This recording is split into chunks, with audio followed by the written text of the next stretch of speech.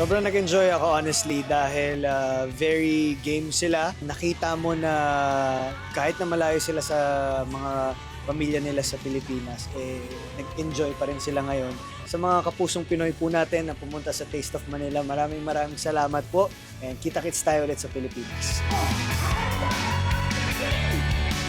Sobrang saya at sobrang warm po ng pagtatanggap ng Filipinos. Maraming salamat po.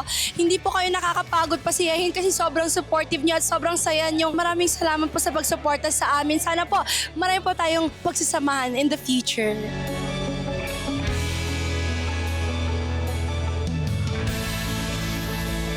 Wala akong masabi kung hindi maraming salamat po sa init ng pagtanggap nyo sa amin from Pilipinas na nag-perform dito. Maraming salamat po. Grabe, nakita ko yung ngiti, yung sabay sa pagkanta at pagsayaw nyo sa mga performance namin. Maraming salamat po.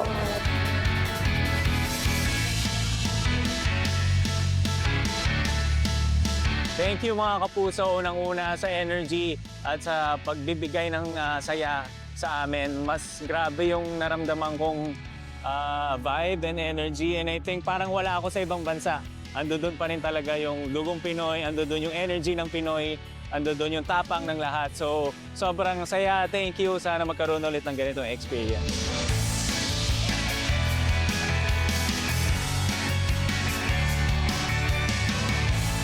Pag-aba ko ng stage, sobrang init ng pagtanggap ng mga Pinoy dito sa Toronto. Maraming salamat sa inyong lahat po na pumunta at nakisaya sa amin dito.